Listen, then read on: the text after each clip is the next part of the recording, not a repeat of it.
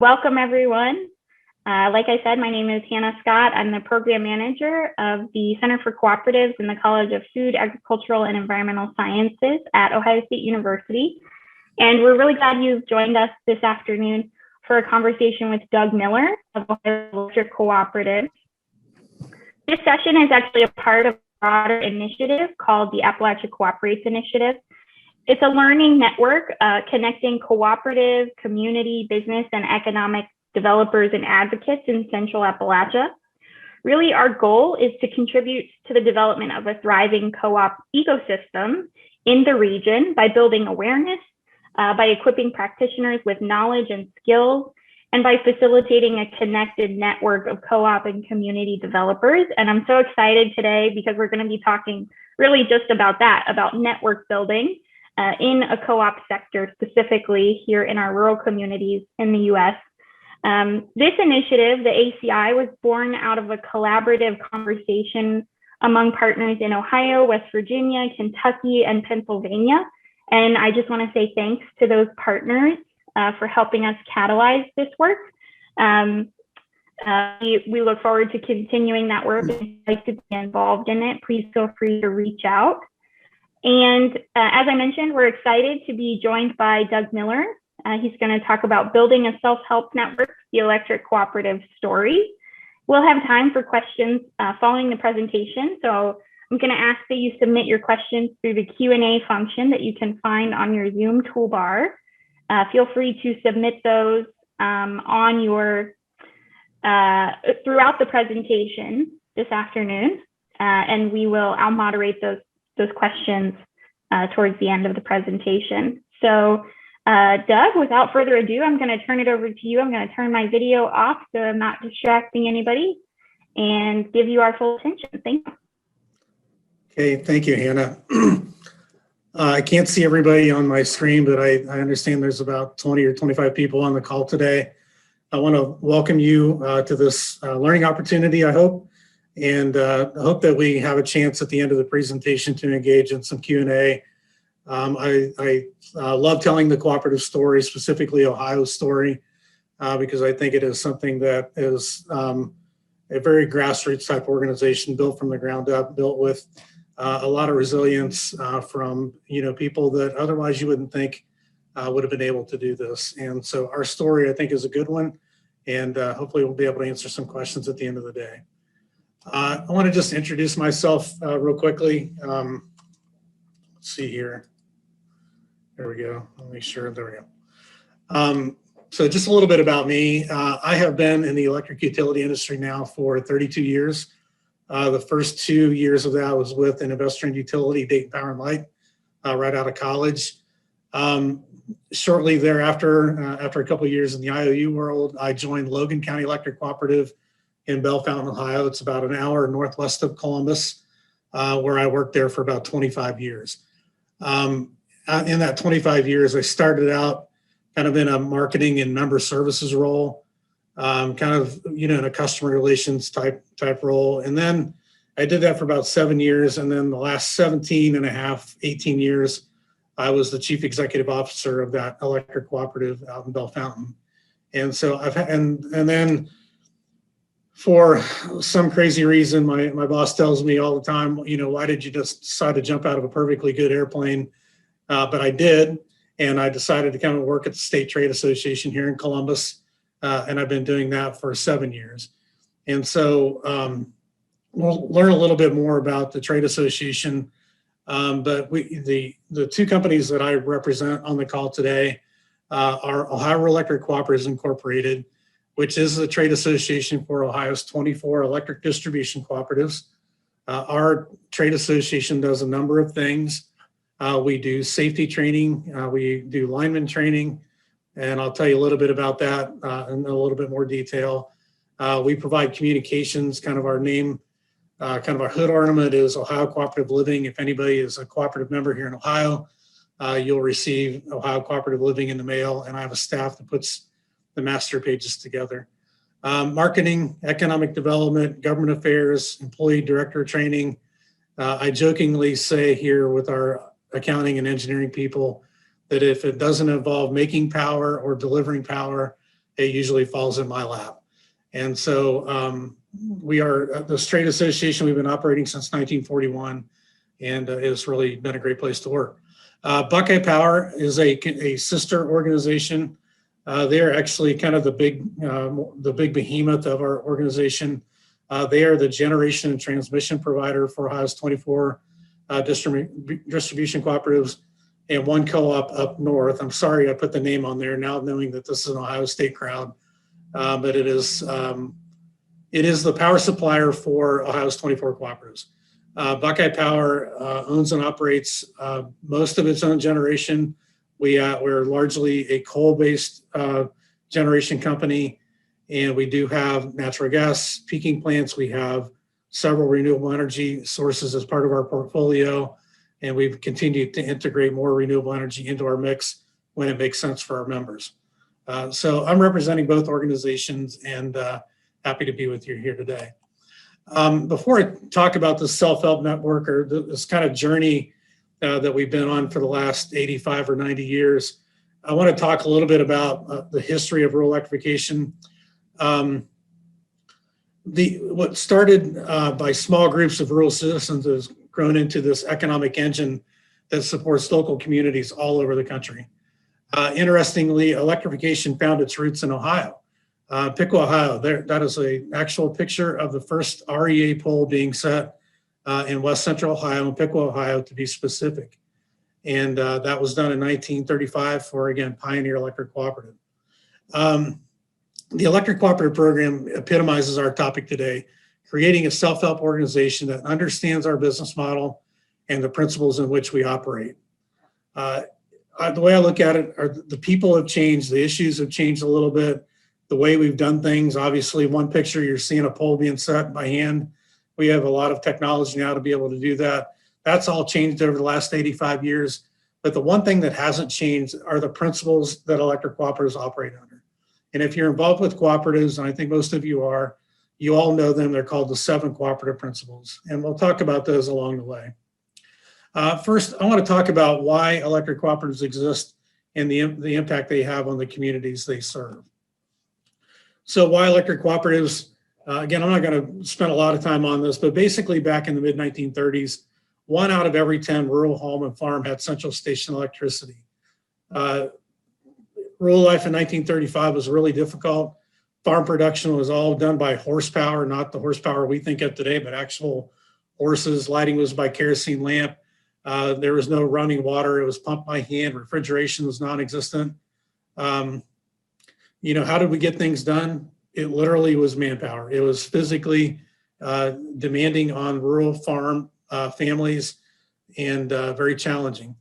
Rural farms and homeowners wanted electricity, but many thought it to be a poor business investment.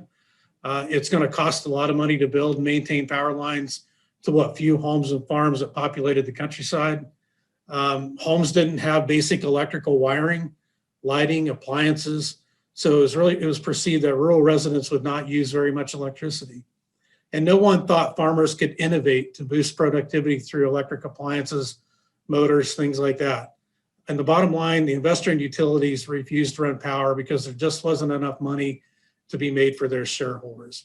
And it wasn't until the 1930s when Franklin Roosevelt thrust this rural electrification project into the national spotlight that it actually became a reality for people in rural America.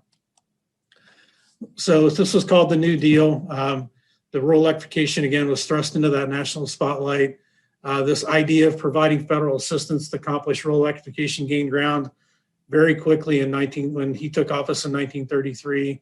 Executive Order 7037 was signed in Warm Springs, Georgia, that created the Rural Electrification Administration. And it wasn't until a year later that the Rural Electrification Act was passed and the lending program became the REA that got underway.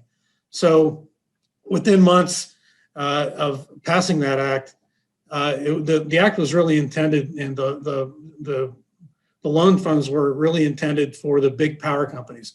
Let's make low interest loans to big power companies, and that will incentivize them to build power lines out to rural areas. Well, they didn't do it. And they still felt that even with low cost of money, that there wasn't enough usage, there wasn't enough homes, to be able, and farms to be able to make money out in these rural areas. So it was at that time, these farmer-based cooperatives poured in, and the REA soon realized that electric cooperatives would be the entities to make rural electrification a reality. In Ohio, the key catalyst for rural electrification in Ohio was the Ohio Farm Bureau. They obviously represented these rural farms and residents, and they saw the need, and they were able to leverage their resources, their relationships with the members that they had, to be able to help local farmers kind of get together and form these electric cooperatives that we now know today as the 24 Ohio Electric Cooperatives. So, you fast forward now, so 1937, we started forming these nonprofit consumer-owned electric cooperatives. Within 4 years of the close of World War II, the number of rural electric systems in operations doubled, and the number of consumers connected more than tripled, and the miles of line energized grew by more than fivefold. By 1953, more than 90% of U.S. farms had electricity. And so what I want to show you a short video, hopefully this works, to give you kind of a visual representation of how this program has grown since the beginning to where we are today. So wish me luck.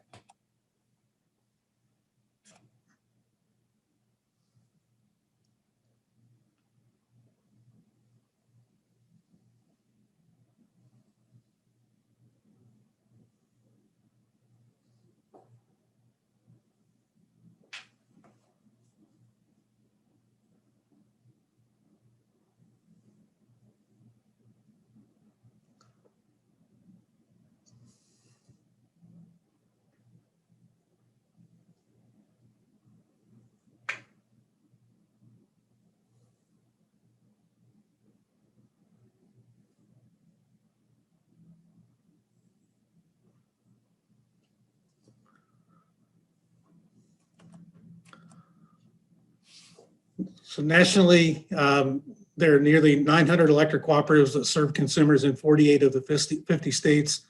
And for those of you who are really paying attention, there at the end, you saw a little dot pop up in Hawaii. We actually have an electric cooperative that formed a few years ago in Hawaii. And we have co-ops in Alaska and, like I said, 48 of the 50 states throughout the country. And so you think about this movement and you look at this map here and where electric cooperatives exist today, you talk about self-help and think about the fact that these small groups of rural residents all over the country got together and said, if the big power companies won't do it, we'll do it on our own. And you look at where we are today, nearly 85 or 90 years later, and this network of electric cooperatives is huge. And to put it in perspective, cooperatives power 56% of the land mass in the United States. Typically, we serve in the hardest to reach areas. We don't serve in the Columbus, Dayton, Toledo markets. We serve all those parts in between where there are fewer and fewer people to connect to. Electric cooperatives own and maintain 2.6 million miles of power lines. We provide power to over 20 million homes, schools, and businesses. Basically bringing electricity to 42 million Americans across 88% of the US counties. Specifically in Ohio, we provide electricity in 77 of the 88 counties. Yeah, we're one of the smallest utilities, even in aggregation, that there is in Ohio. And there are 831 electric cooperatives. There are 62 generation cooperatives like Buckeye Power. And the common thread that we all have is we operate under the same nonprofit member-owned business model that started all the way back in the 1930s. And I mentioned electric cooperatives being these economic engines in their communities. In 2017, electric cooperatives supported almost 750,000 jobs in the United States and generated $88 billion to the gross domestic product.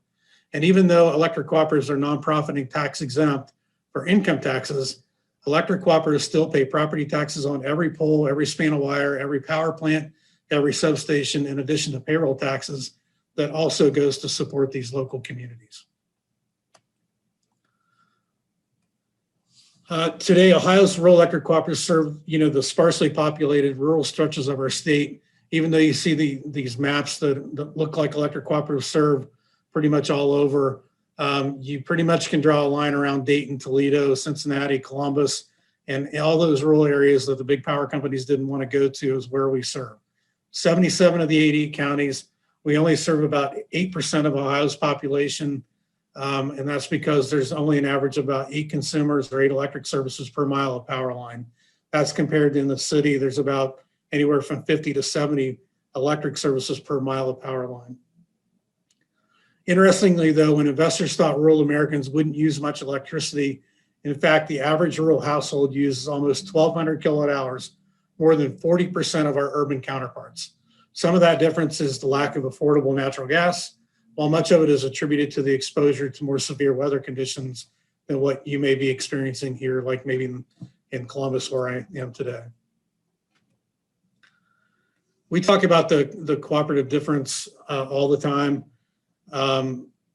No matter what cooperative we talk about today, it can be a data processing cooperative, an insurance cooperative, a G&T, statewide service organization, and others. They all operate with the cooperative difference in mind. Electric cooperatives are local energy and technology partners. We're consumer-owned, nonprofit, shaped by the specific needs of the communities that we serve. One of the 7 cooperative principles is autonomy and independence. And even though we have 24 electric cooperatives that have a trade association and have a power supplier that they all use and are obligated to buy power from, each one of those cooperatives are autonomous and independent organizations. They have their own boards, they have their own CEO, their own accounting staff. They have terms and conditions of service, they have rates. They're all specific to the communities that they serve. And this local member-driven structure is one reason why cooperatives enjoy some of the highest customer satisfaction scores around the country. We measure it using a school up north called the American Consumer Satisfaction Score. And for the last, I want to say 10 years, we've increased our score about 1 point every year. Last year, we achieved our highest member satisfaction score ever across the Ohio Electric Cooperatives, with 86 on a 100-point scale. And we had a lot of cooperatives score in the 90s, 93, I think, was our highest score. Electric cooperatives are built by and belong to the communities they serve. They're led by members in the community and are uniquely suited to meet the local needs. And again, one of the principles, one of the 7 cooperative principles being nonprofit member economic participation. We actually, different than an investor in utility, where they retain a lot of their profits or pay that money back to shareholders. In an electric cooperative business model, the shareholders are the electric cooperative members. So in total, when you look across the entire United States, we returned $1.3 billion in profits, or what we call margins, to the members. And Ohio's electric cooperatives, what we did in Ohio collectively, the 24 in Ohio, we returned $35 million just about every year in member patronage. And so you think about some of the economic stimulus things that happen throughout the country and throughout the state. Think about this. Every year for at least the last 20 or 30 years, we've been giving back $35 million annually in member patronage right back to the members who use our electricity. And that, to me, exemplifies the cooperative difference. I want to talk a little bit about building the self-help network. So one of the questions, we're small organizations. Logan County Electric Cooperative is like 4,500 meters. We have a co-op that's 120,000 meters, but they're kind of an anomaly in Ohio. But the average size co-op is about 11,000 electric services. They're usually fairly small. So how do rural electric cooperatives survive or even thrive in a big world of technology, innovation, and these high consumer expectations? Logan County Electric Cooperative, they provide electric service, I said 4,500 meters in one county, West Central Ohio. How do they compete against the multi-million-dollar companies like AEP or Dayton Power and Light? Simply put, it takes many strategic partners to allow an electric cooperative to compete against the modern world and the member growing expectations. Cooperative leaders created organizations like themselves to fulfill the demands. So just like a local electric cooperative member serves on the board to govern and guide local organizations to ensure it's meeting its members' expectations.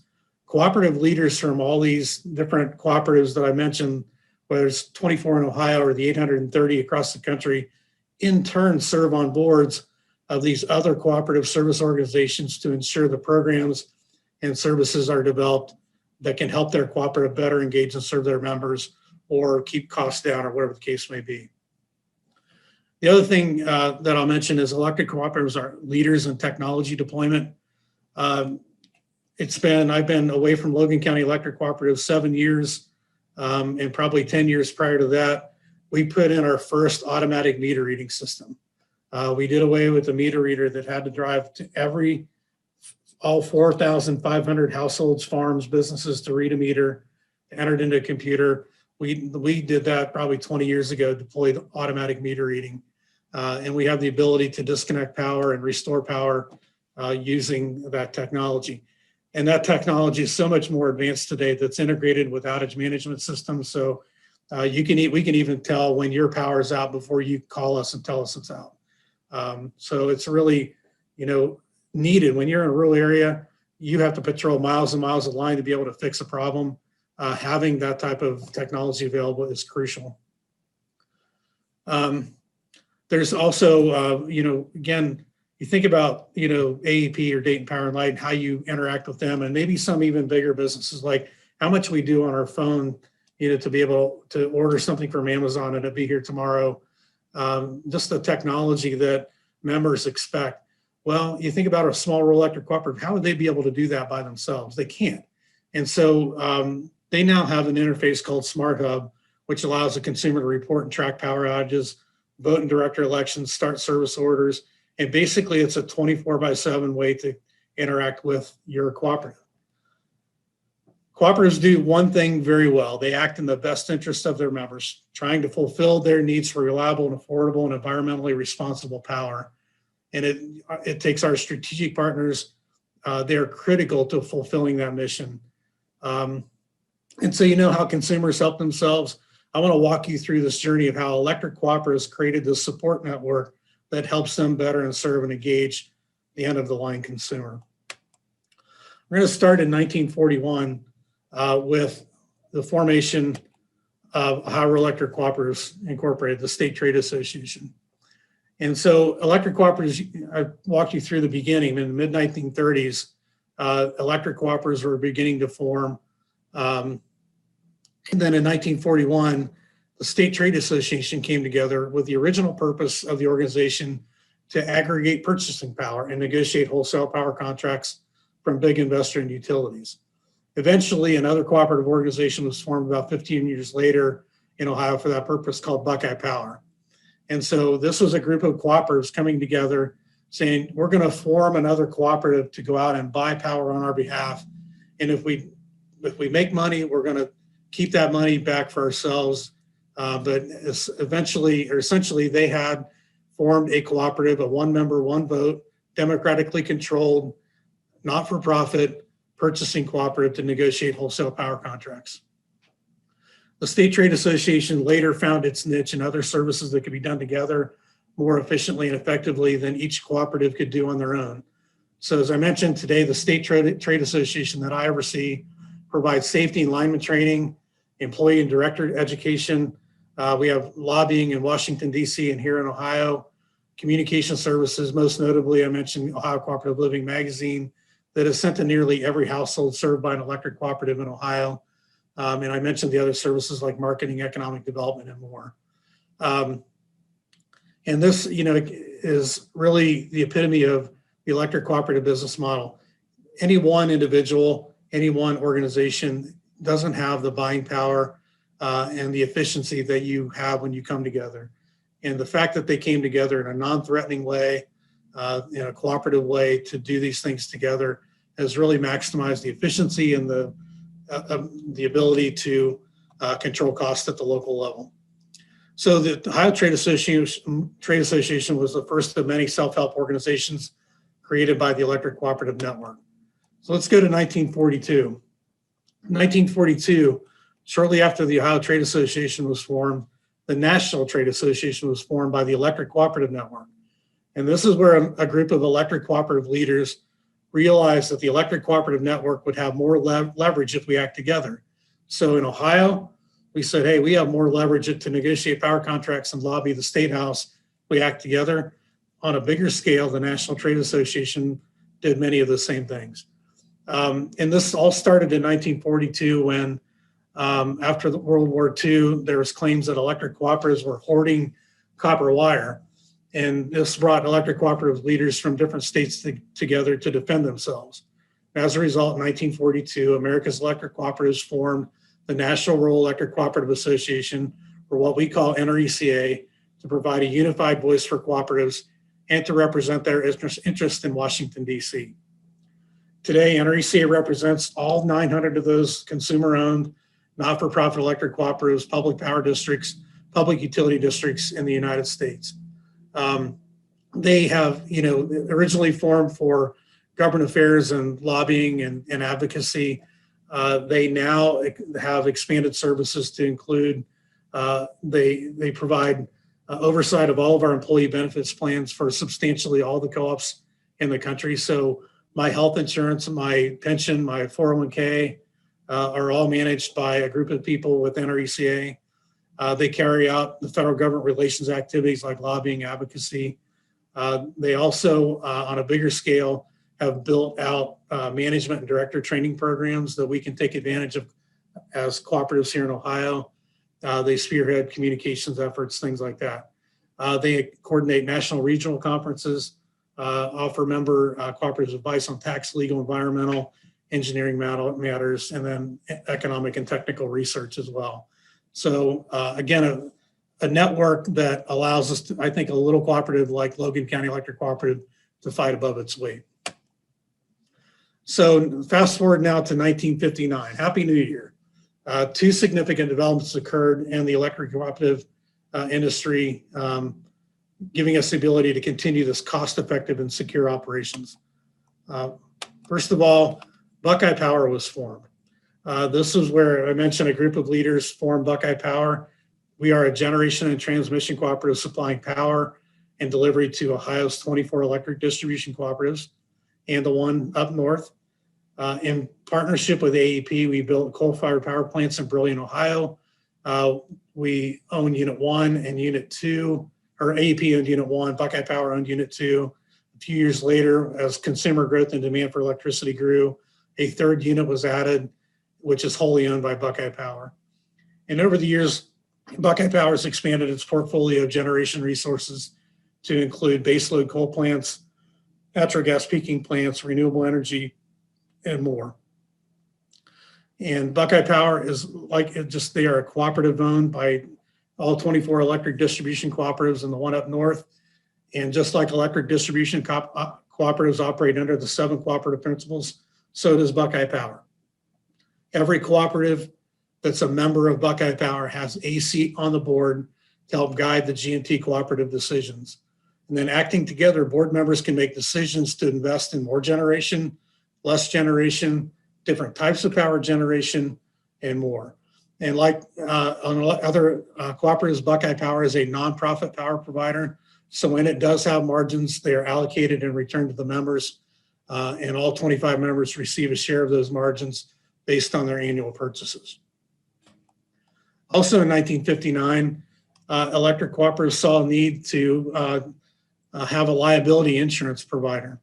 It's very difficult to insure an electric utility company because we have, this growing organization, now by this time it's 20 years old, but still really in its infancy. So a lot of insurance companies didn't know how to write policies for electric cooperatives. So we got together and we built the Federated Rural Electric Insurance Exchange Cooperative, operating as an insurance firm. The company offers property and casualty insurance services for rural electric cooperatives. And this is started in 1959 in the state of Wisconsin, where a group of cooperatives came together and said, we need to take advantage of our really great safety record in Wisconsin. And their job training and safety committee actually kind of was the root of this. And they said, we do a really good job. We're being overcharged by these companies based on our safety records. So they went ahead and formed Federated. And then it morphed into the pretty much, I'm going to say, the sole liability insurance provider for electric cooperatives throughout the country now. And again, just like every cooperative I mentioned, they are a cooperative. They do allocate and return capital credits or margins. They do have a board of, I don't remember how many people are on their board right now, but they are representative from every region of the country. Ohio has a person on that federated board presently. So we have a say in the direction of that organization as well. So Federated now offers general liability, property, director, officer, and manager insurance, auto, crime, cyber. They also offer workers' comp insurance coverage to those states, unlike Ohio, that don't have a statewide workers' comp program. So they offer that, I think, in about 26 states around the country. One of the other things Federated does, they recognize that not only are they just an insurance provider, but what they really try to do is help us prevent accidents through education and training and through other programming. And so we have a very hands-on working relationship with regional representatives from Federated Insurance. They actually, in Ohio, they provide, we actually hired them to go out and perform observations of our line crews to make sure that they're doing their job as safely as what they can, following proper work procedures. And so we have a very good relationship with them. And think about having your insurance company out there. Let's say it's a liability insurance company for somebody building apartment complexes, and having that person there observing the very people that they insure, but having a relationship that you can work together.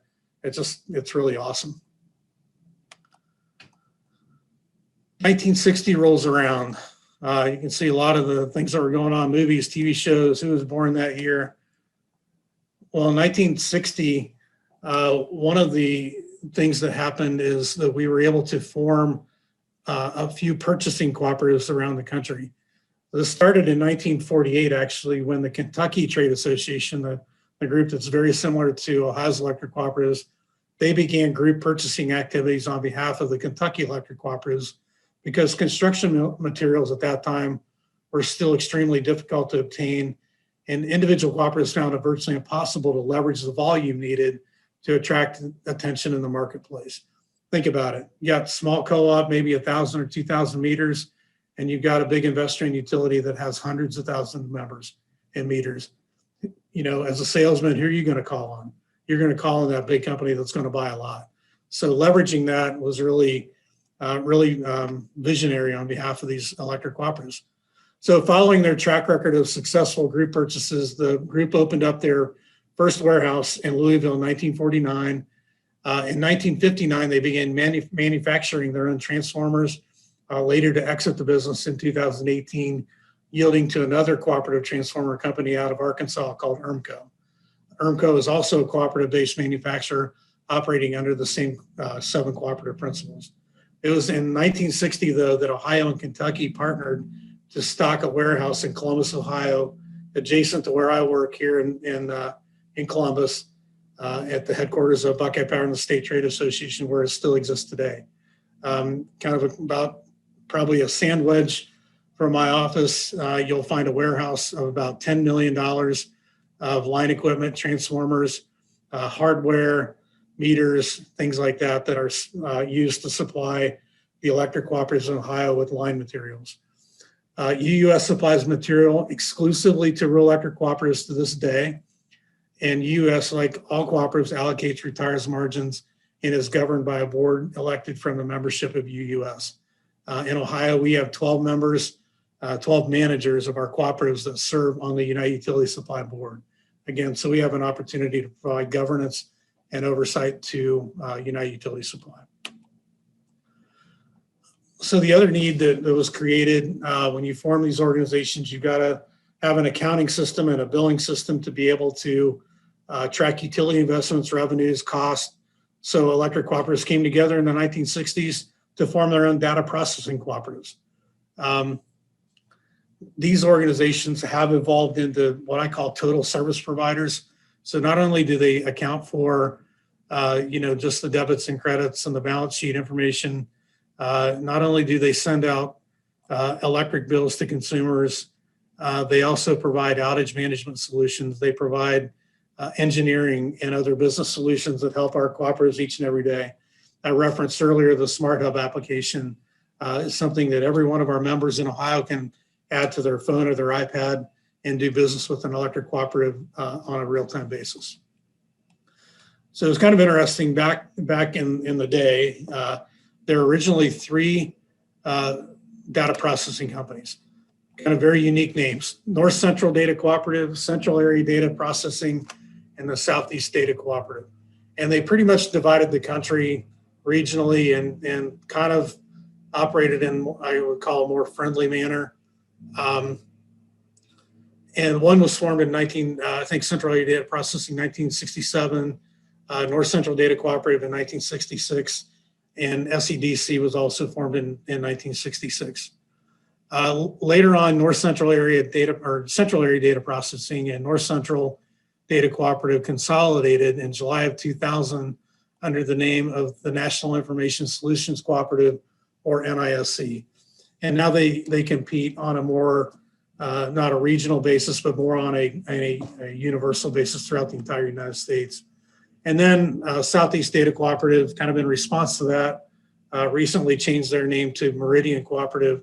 Again, trying to get away from the connotation that we just operate in the southeast part of the state. And so they actually come together or kind of compete with each other for membership throughout the state of Ohio. NISC and Meridian are information technology companies that develop and support software and hardware for our member owners, who are primarily utility cooperatives, broadband companies across the nation. They're industry leaders in providing advanced integrated IT solutions for consumer and subscriber billing, accounting, engineering operations, as well as many other leading edge IT solutions. In Ohio, I think 22 of the 24 cooperatives use NISC. And so I thought I would share just a couple fast facts about NISC. Again, they have about, I think around 800 members, which includes both electric and telecom consumers. So you'll kind of understand the difference. But so they have a payroll processing system that calculates over 1.4 million paychecks annually and track an annual payroll in excess of $4.4 billion for 55,000 employees that operate with cooperatives that are affiliated with NISC. Their mailroom services produce 281 million impressions, 120 million mail pieces, along with 34 million e-bill only statements and 60 million inserts. In 2021, Computer World Magazine honored NISC one of the top 100 best places to work in IT that's the 18th year they received that award. NISC and their subsidiaries employ about 1,200 people in Iowa, Missouri, North Dakota, Virginia, and Wisconsin. So they're extremely crucial partner, again, formed by electric cooperatives to be able to provide data processing services. 1969 was a really important year as well. What we saw in 1969 was the creation of a company called the National Utilities Cooperative Finance Corporation. Because that's a mouthful, we all use the acronym CFC. It is a member-owned cooperative association incorporated by and just for rural electric cooperatives. This idea was first proposed in 1958 by the head of the Rural Electrification Administration. And within a few years, electric cooperatives have recognized that affordable financing alternatives to government financing were needed, and they began studying these financing options. It was January of 1969, about 4 years later, that they formally endorsed employing this private sector financing, and the NRECA board actually moved forward with making the promise of member-owned financing cooperative a reality. So it was on April 10th, 1969, that CFC was incorporated in the District of Columbia. Today, I think originally 512 of the electric cooperatives at that time, public power districts, et cetera, and other nonprofit consumer-owned government utilities became CFC founding members through a $1,000 membership fee and $200 for statewide associations. So CFC has been a really crucial partner to electric cooperatives, and it came at a really critical time as well. So just kind of walk through that journey of CFC. They were incorporated in 1969. 512 systems became CFC founding members. Warren Electric Cooperative in Kentucky, I believe, was the first electric cooperative to receive a loan of $500,000 for a period of 6 months. And that was kind of a landmark time for CFC and the electric cooperatives. So one of the reasons why we formed the private financing company is because, you know, this REA program, it was born in politics and it kind of festers in politics each and every year. There's some political leaders that love the REA program, some don't love it. And that's happened ever since the beginning of the program, just like any other government program that we have. And so President Nixon had an executive order in 1972 that eliminated the REA financing. Fast forward now, just under a year, when electric cooperative leaders kind of gathered together and used this lobbying arm that we have in NRECA, and we stormed Washington, D.C., and were able to pass legislation to update the REA loan programs. And so, but the private financing was still needed. CFC also formed the National Cooperative Service Corporation that has a slightly different purpose for, such as assisting for-profit electric cooperative ventures, funding cooperative acquisitions of IOUs and municipal utility service territories, but it also obtains loan funds through CFC. CFC also is instrumental in creating what we now know today as the National Rural Telecommunications Cooperative. NRTC received a $75,000 loan to help startup expenses.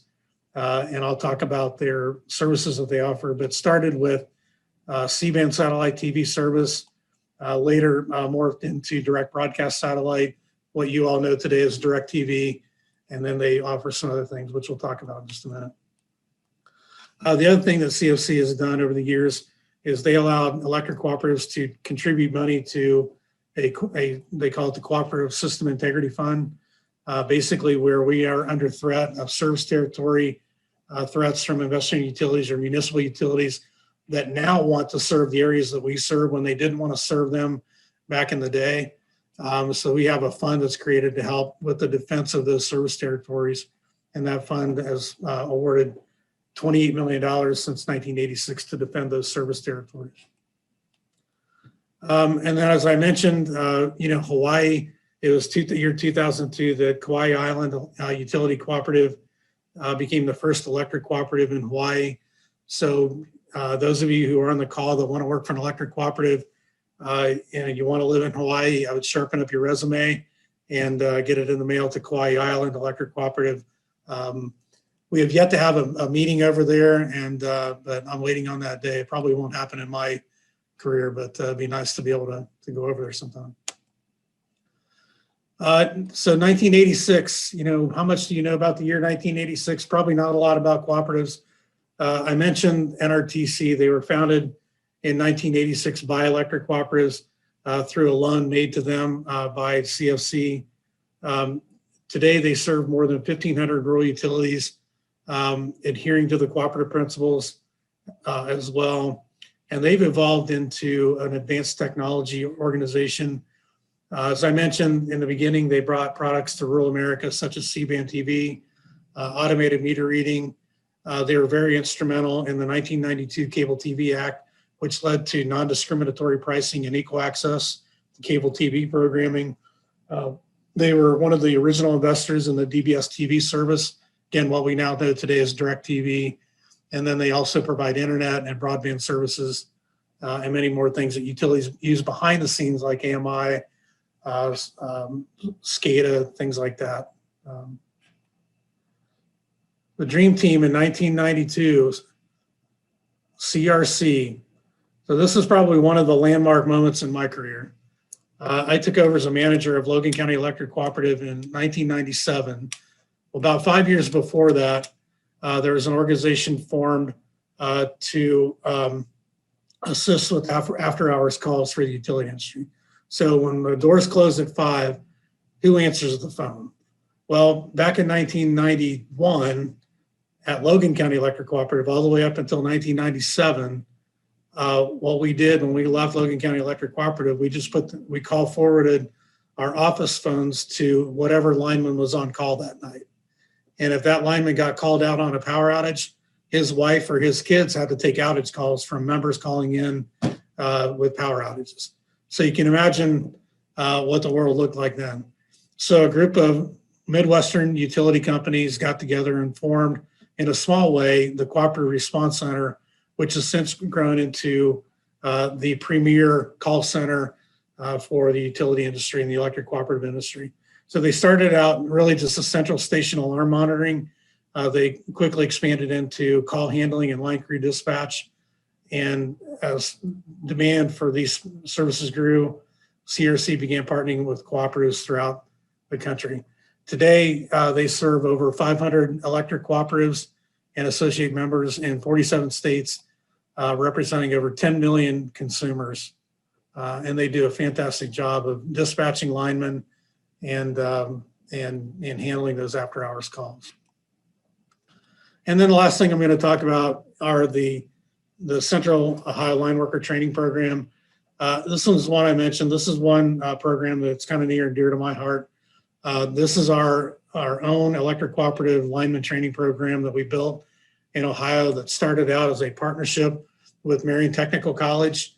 And then we later spun that off into our own program called the COLT program, or Central Ohio Line Worker Training Program. The COLT program boasts a 16-acre outdoor training field and 8,200 square foot indoor training facility, 3 full-time instructors, all operating up in Mount Gilead, Ohio, behind the offices of Consolidated Cooperative. We have an enrollment right now of about 120 apprentice linemen in that program, serving 99% just electric cooperative linemen.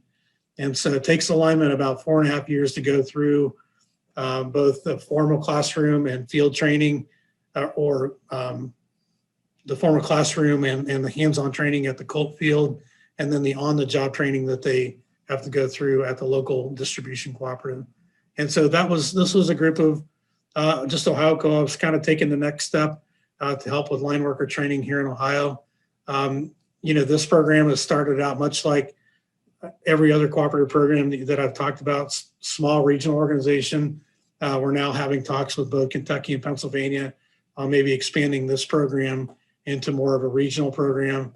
And who knows, maybe after I retire someday, it'll be a national program as well. And so I just want to end with, just telling you that, the self-help network that we've built stands behind this national network of electric cooperatives. And they're critical strategic partners for all of America's electric cooperatives. Even if you're a member of an Ohio Electric Cooperative, you probably won't recognize any of the organizations or their brand name. But what you need to know is that each one of these cooperative partners act in the best interest of the members because they were formed for that purpose, and they are guided each day by the very people that use and benefit from their services. And each are democratically controlled organizations, with each member having one vote on trustees and other critical business decisions. They all operate in a nonprofit way. They return margins when in the best interest of the organization and the members. And, just as a reminder, here are the companies that we talked about, all the way from, Colt, Buckeye Power, Haas Electric Cooperatives, NRTC, NISC, United Utility Supply. And the last slide I'm going to put up, which is I end every presentation with, are the 7 cooperative principles, because I believe very strongly voluntary open membership, democratic member control, cooperation among cooperatives is just really crucial. Every organization being autonomous and independent, but the fact that we come together to cooperate with each other and share ideas and things like that, it's really amazing.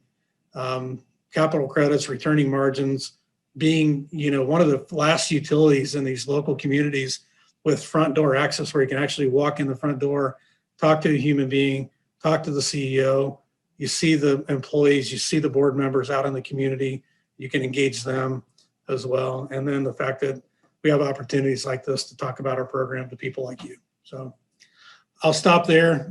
Sorry, I went maybe a little bit long, but we have, I think, about 10 minutes for questions.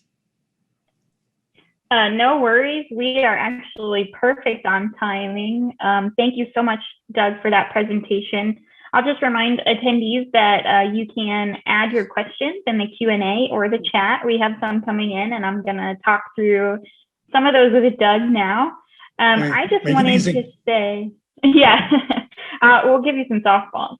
Okay. I just wanted to say, I was so struck during your presentation, and really when we talked before this presentation was even a brainstorm, by the story of the electric cooperative community coming together in a way that essentially whenever there was a common need, recognized the ability to address that need better by working together.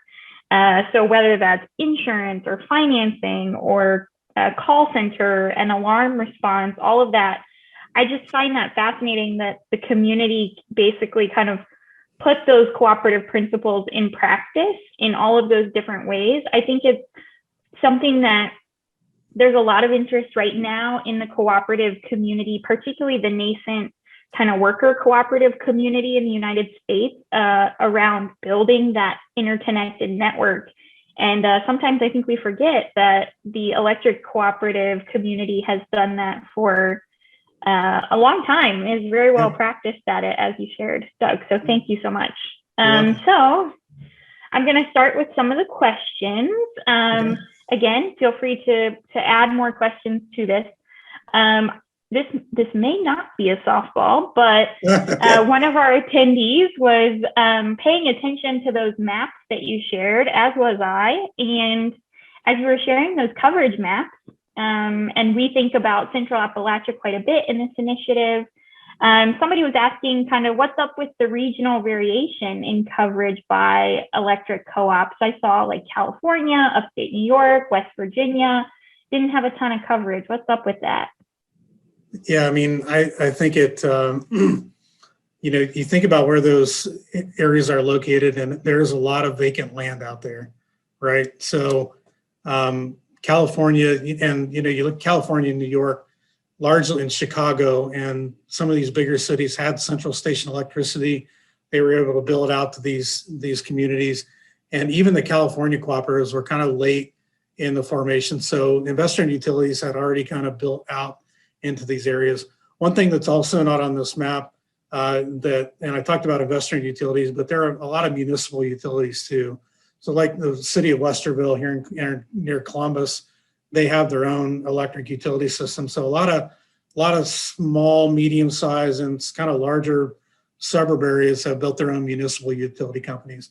So it's a variety of reasons, but you can see, a lot of flyover country is where, the least populated of the United States is, and that's where, people had to come together to build and to build these cooperatives to get service.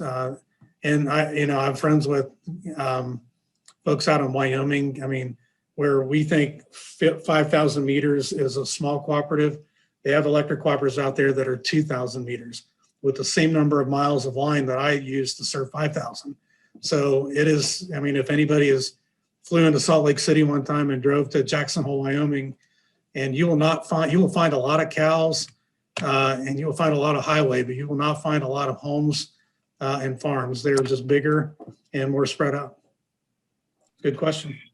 Yeah, that's a good point. Thank you for that answer. I do want to mention, if you're a co-op enthusiast, you'll notice that there's regional variation in co-op coverage in all kinds of sectors. So we see hot spots and cold spots. I see our friend Irina as a researcher who's taken a look at some of those hot spots and cold spots in cooperative coverage in agriculture too. So lots of interesting questions there in terms of regional variation. Sure. Another question actually looks like from Irina. Hi there, Irina. How does the price of electricity compare between rural electric co-ops and investor-owned or municipal utility companies? You were mentioning that density per line is really important. So what's that like? Yeah, that's a really great question. And I think that's going to vary by region of the country a little bit. All the electric cooperatives in Ohio are served under the same rate schedule, wholesale power rate schedule. So their wholesale power costs are going to be relatively the same. and very competitive with the marketplace, like with AEP and Duke and Dayton Power and Light. Some years they're going to be a little cheaper. Some years we're going to be a little cheaper. Where the difference really lies in serving this low density area. So we had the best reference I can give you. We've had a couple cooperatives study that difference. Like, if you can serve 50 consumers with a mile of power line, or you serve 5, what is that difference? And it's about 25%, for the distribution cooperative. It's, you've got to travel longer, you've got less revenue, you have higher cost. And it is a real challenge. It just takes longer to restore power. And you think about Appalachia, Ohio, where you guys are located, you have to go through a lot of national forests to be able to build a power line. And we have to cut trees and do a lot of different things that investor-owned utilities and people that serve in the city don't necessarily have to do. But there definitely is a difference. Now you go to different parts of the country. I mentioned there are 62 generation and transmission providers. So each one of those generation providers has a different portfolio of generation resources. So you go out to like Washington State, they have a lot of hydropower, probably a little cheaper than our coal-fired generation.